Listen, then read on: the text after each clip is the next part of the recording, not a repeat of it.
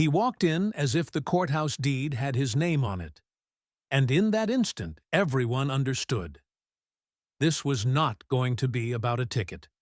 It had been an ordinary morning. A few broken alarms, a snow-covered sign, a grandson who borrowed the car. People shifted on the benches, papers in their hands, eyes on the floor. Then the side door opened hard enough to rattle the glass. A young man in a dark jacket stepped in with his phone on speaker. "Dad, I'm not wasting my time here," the kid said, walking straight down the aisle as if it were his hallway. "Just call whoever you need to call." The clerk at the front desk tried first. "Sir, phones have to be—" He waved her off. "Give me 2 minutes," he told the phone. "They're doing some little local show." Judge Caprio closed the file in front of him. The soft thump was the only sound. Hispin stopped. His eyes lifted, not irritated, just awake. On the monitor beside the bench, the next case waited. Name, Ethan Marino. Charge, parking in a disabled space without a permit. Additional, failure to stop at red light, 1:13 a.m. Simple words. But nothing in the way Ethan moved matched the line on the screen. He walked like someone who had never taken a number and sat down to wait. "Step up to the podium, please," the clerk repeated, firmer now. He finally ended the call with a sigh. "I'll text you when this is over," he said. "Just pay it." He dropped the phone into his pocket and strolled to the microphone, close enough to lean on it with one elbow. His eyes moved over the benches. A woman in a navy coat leaned toward her neighbor and, in a whisper that still carried, said, "That's the Marino boy, from Marino Therapeutics." The name moved through the room in a low ripple. For some, it was just a logo from television. For others, it was heavier, a reminder of warning labels read too late. Ethan felt the change. The corner of his mouth lifted. "I don't really see the point here," he said, looking past the clerk instead of up at the bench. "Whatever it is, my father will take care of it." The words were quiet, but they landed hard. A man in a tweed jacket muttered, "Of course he will."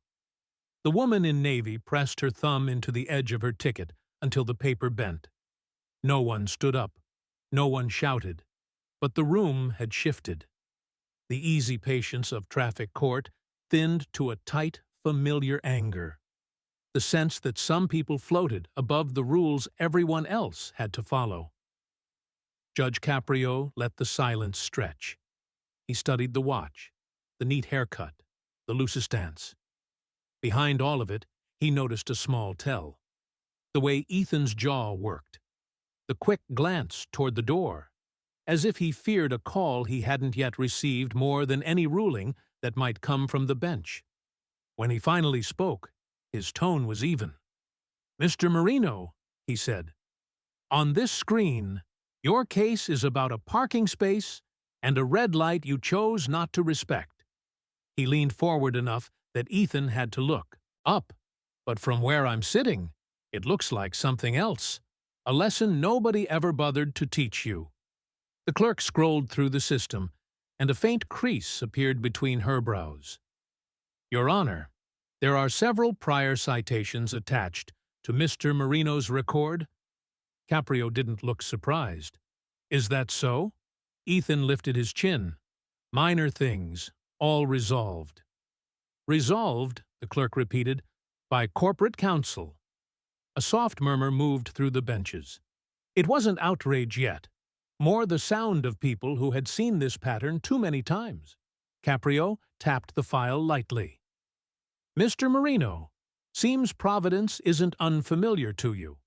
Ethan shrugged as though the comment bored him. But the light caught the edge of his expression, a quick, involuntary flicker of discomfort.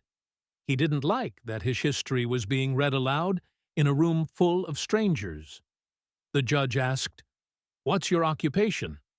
"I help with the family business," he said, dismissive, as if the subject didn't merit discussion. But the word family struck a nerve in the room. A woman in the second row, hair pinned neatly back, whispered to her neighbor, "Marino Therapeutics. My husband was on one of their trials." Ethan heard it. His posture stiffened. He looked anywhere except toward her. Caprio didn't react to the whisper, but he saw Ethan's shoulders tighten. He asked gently, "And what does helping look like?" Ethan rolled his eyes, but the bravado slipped. "Meetings, PR, whatever they ask." "Do you enjoy it?" The question landed oddly. Ethan blinked, taken off guard. "It's work." "That's not what I asked."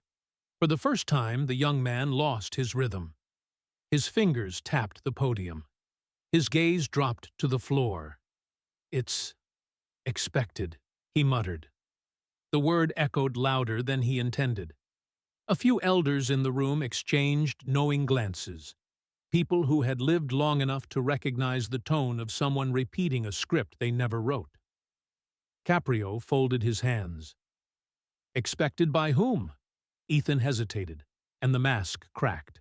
His voice dropped to almost nothing. "My father." There was no contempt in the way he said it, no swagger, only fatigue that didn't match his age. The judge's tone softened, not sympathy, but curiosity.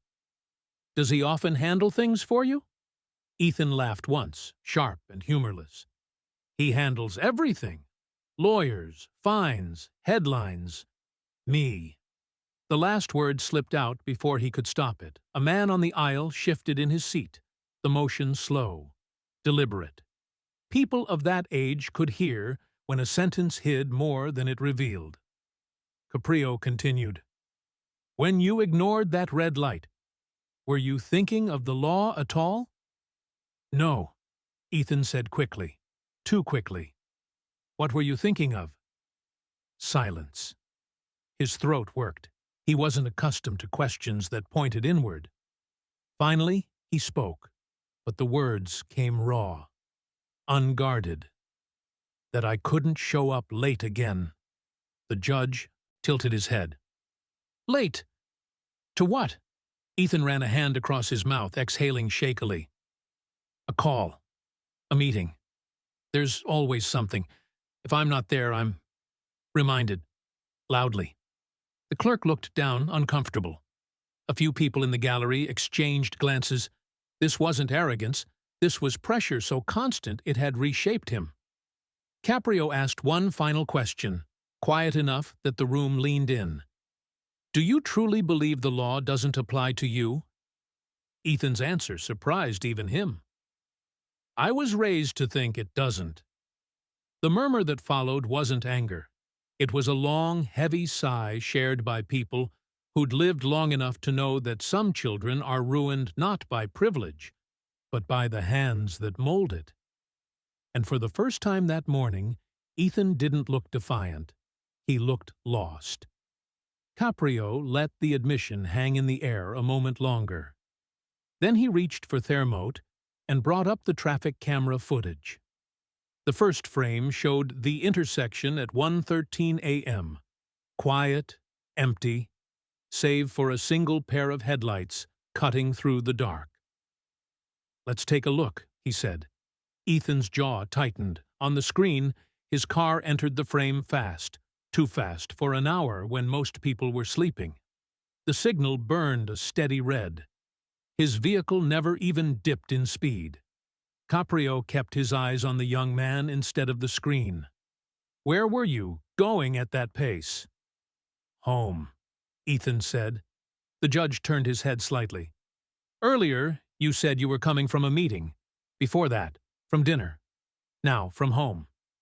His tone was mild, but his words slid in like a knife. "Which is it?" Ethan's throat bobbed.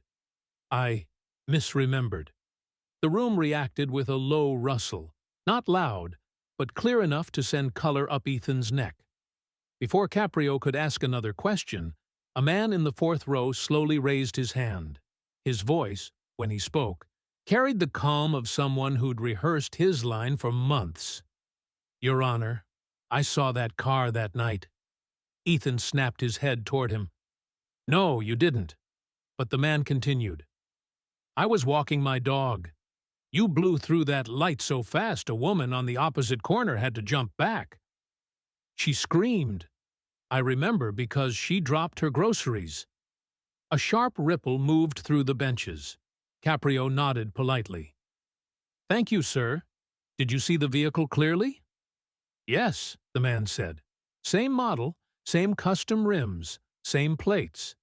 I noticed because it scared me. Ethan clenched the podium. You're mistaken. You don't know who I am. The judge lifted a hand, not to silence him, but to slow him.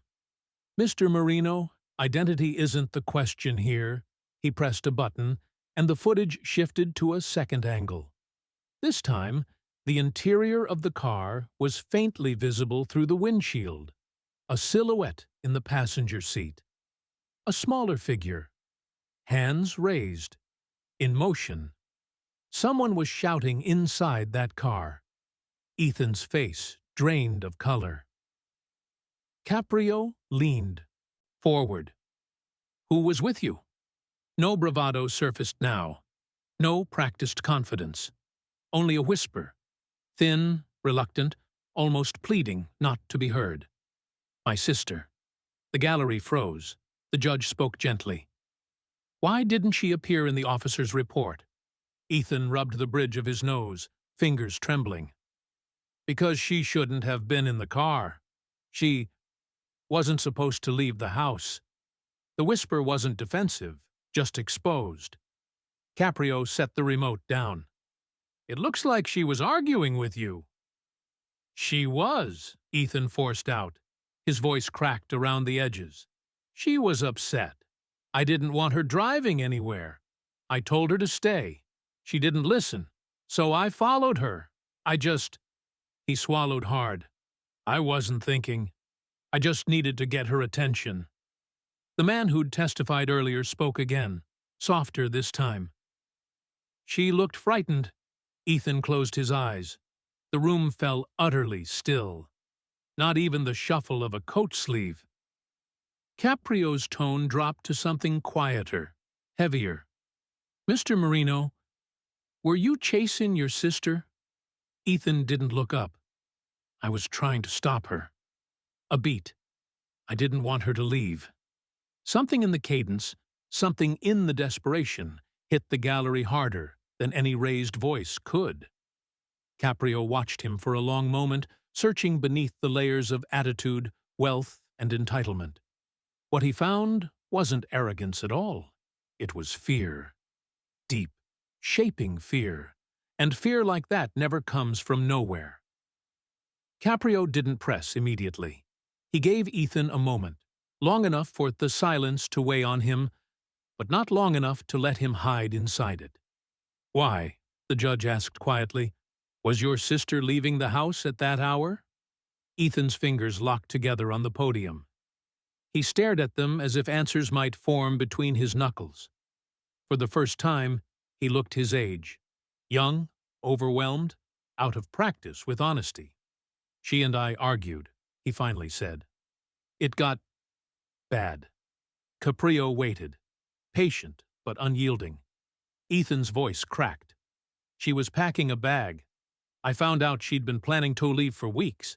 She didn't want anyone to know, including my father. A slow exhale rippled through the room. He swallowed hard. She's pregnant. The word hit the air like it had weight. A few people in the gallery inhaled sharply. One woman placed a hand over her chest. Even the clerk paused, typing. And you chased her? Caprio asked, not accusingly, but as a man trying to understand a knot too tight to untangle at once. I didn't want her driving at night, Ethan said. She was upset. I wasn't thinking. He searched for language, found none, then let something truer slip out. I didn't want her to leave the family. A pause. Why was she leaving? The question landed with precision. Ethan winced as though it struck something bruised. He opened his mouth, closed it, then forced the truth into the open. Each word a struggle, Because of my father. Caprio didn't blink. Go on? Ethan looked up, not with defiance, but with the expression of someone who has carried a secret too long. He tells us what to do, who to talk to, what to sign, what to deny. His breath trembled. We don't get to say no. Not really. A few older men in the room exchanged grim nods, recognizing the shape of Control Evan through privilege. And your sister? Caprio asked. She didn't want to sign a document, Ethan said. One that would force her to waive any future claims against a medication our company released. His voice thinned.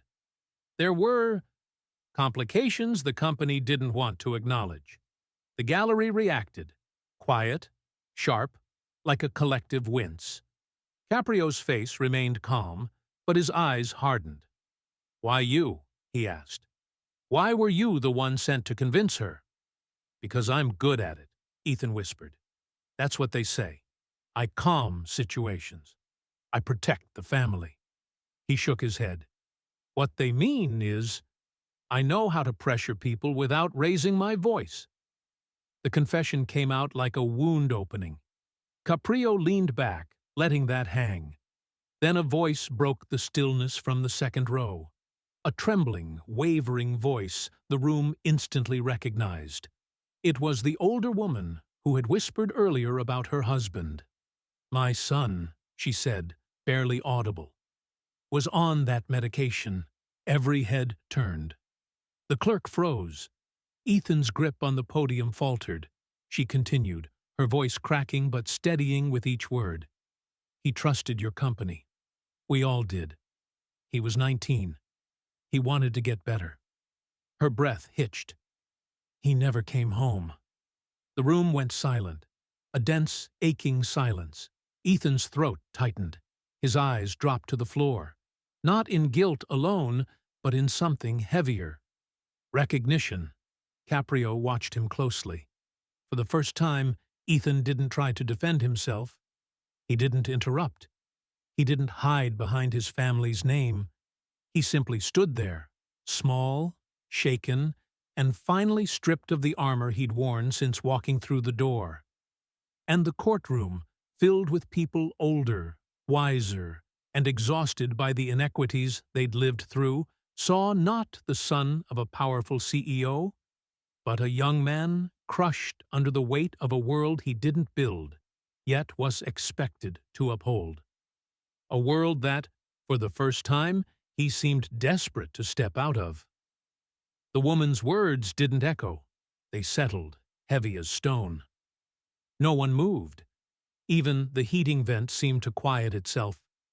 Ethan didn't look at her right away.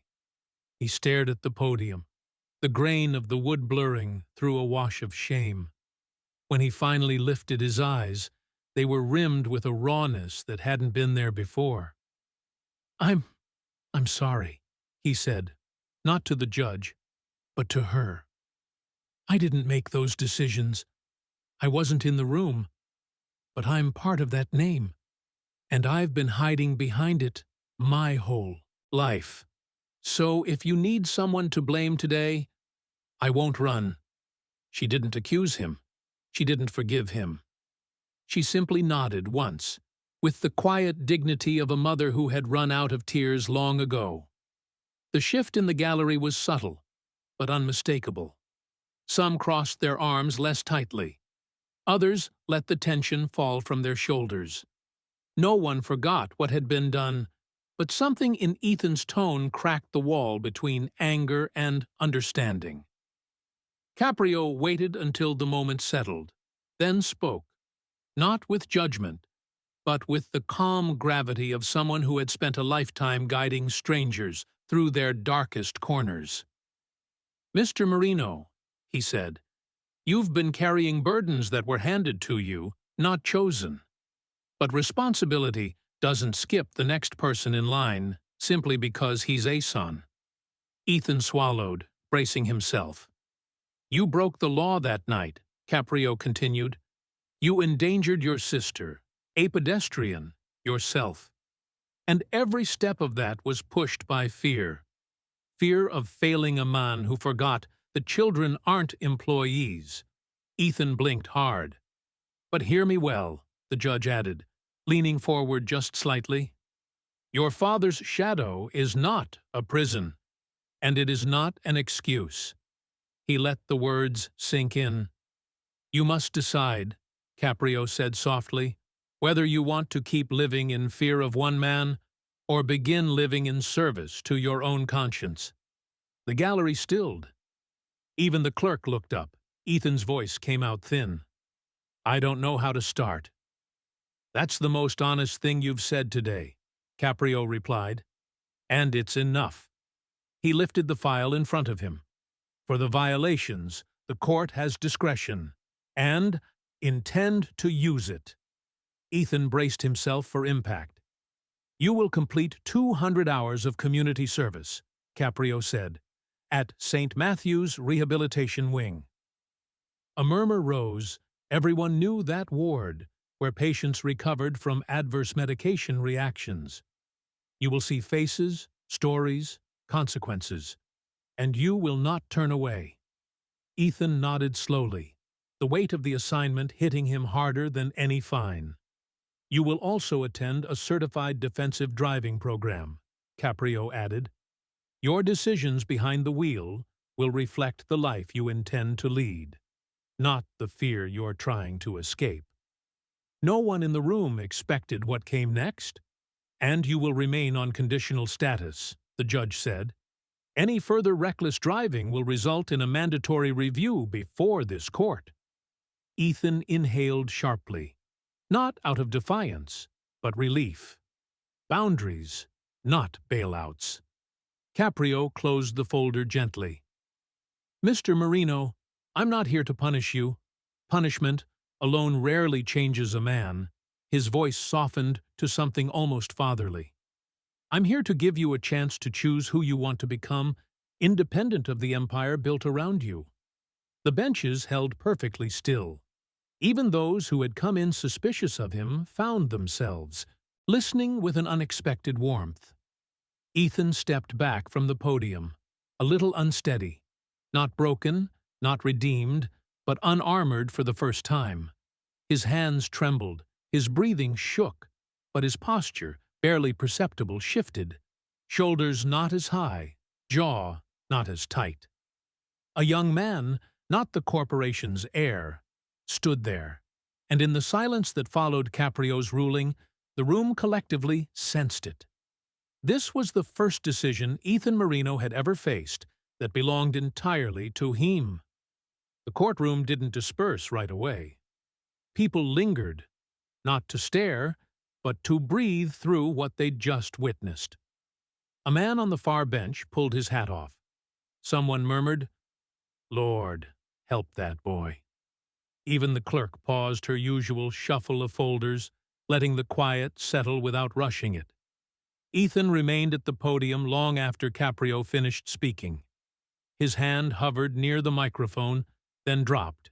He tried again, lifted it halfway, then let it fall once more. The room watched, patient, as if everyone understood he was searching for a sentence he'd never practiced. Finally, he leaned toward the mic. "Your Honor, what if I fail?" It wasn't theatrical. It wasn't self-pitying. It sounded like a question he'd never dared ask in his own home. The judge didn't answer immediately. He looked at Ethan with an expression that wasn't legal or procedural, but deeply human.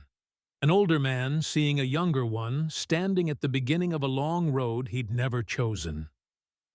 "If you stumble," Caprio said quietly, "you come back here, and we'll talk again. That's what this place is for." No threat, no promise of leniency, just a simple statement of support, firm, steady, and startlingly gentle. Ethan blinked rapidly, as if the words confused him. Support was not a language spoken in his house. Caprio nodded toward the steps. "You may go, son." Ethan stepped away from the podium. The gallery parted slightly, giving him room. No one clapped. No one glared. The atmosphere wasn't celebratory or triumphant. It was contemplative. the way people behave after witnessing someone wrestle with a truth too long unspoken.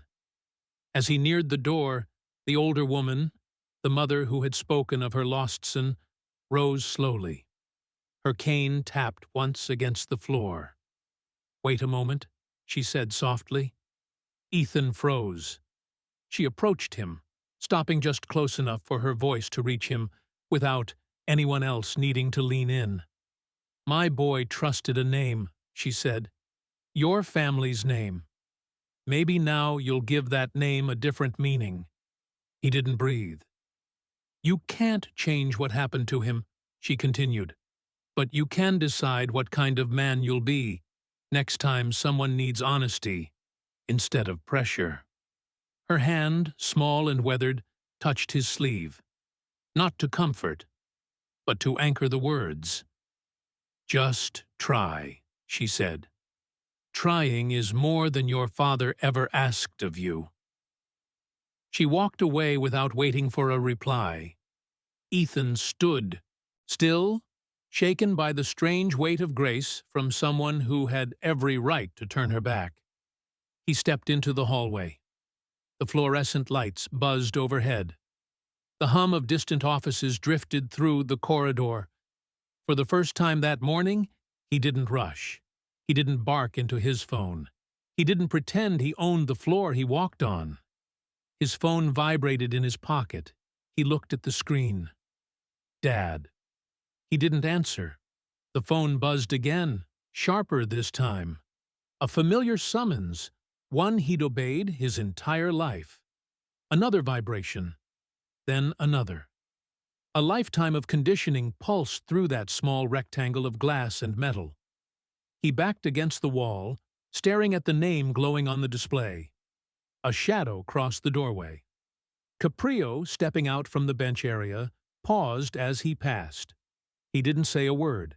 He simply gave Ethan a small, steady nod.